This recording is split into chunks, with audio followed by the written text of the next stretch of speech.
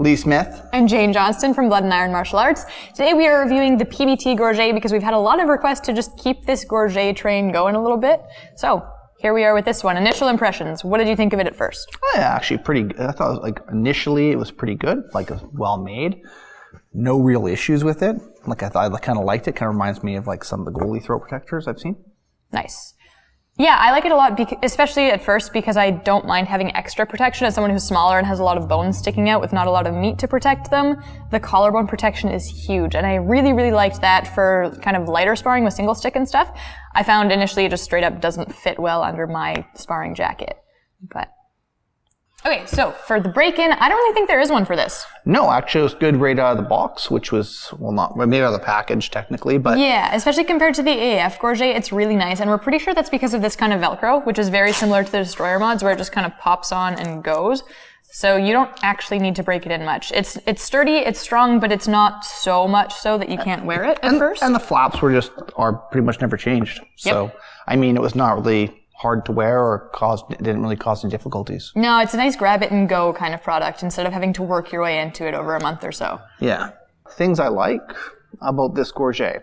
One, I like the fact that it had almost no break-in. That was really nice. I like this extra flap, which also means that I can quite easily make it for my size or make it for Jane's size, which is also good. It is still a little bit big for me, but they make a junior size as well as this guy, so it works. And I also like these little flaps, at least for doing stuff that is like single stick or lesser armored things. Protects your collarbone from hard cuts.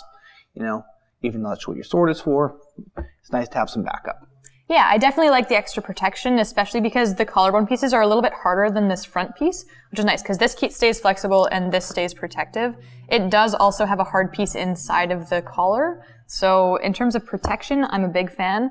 Mobility is great when you're wearing it without a jacket, so for light fencing and stuff like that. And the Velcro is durable. Just like with the Destroyer mods, this one has been going for a really long time now, and it's still super sticky. It does not fall off like the AF does, so that's really nice too.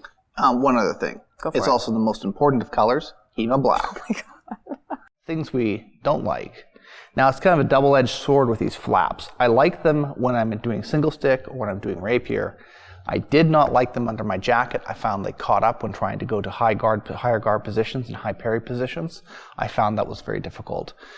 Some people have no problem with it, but guys with larger shoulders like myself, we tend to have the issues with this kind of thing. Even for me though, I can't really wear it under my jacket.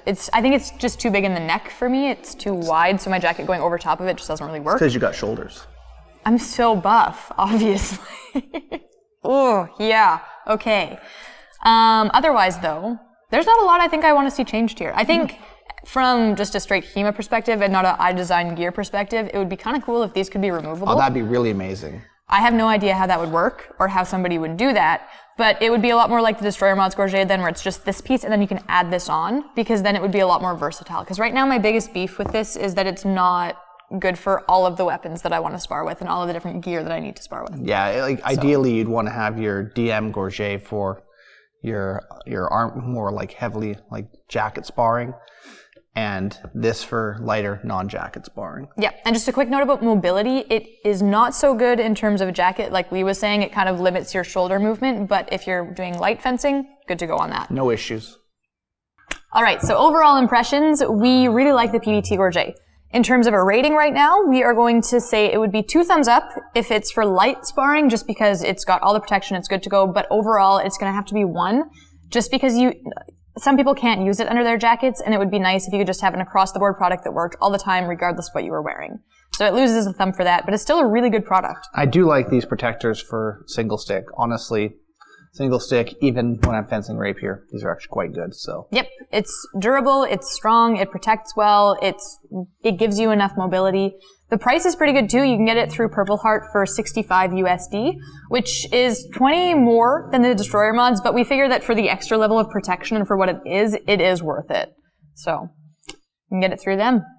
$65 for a PBT Gorget, and that's our review for today. If you have any questions, comments, suggestions on what else we could review, let us know in the comments. Bye-bye now.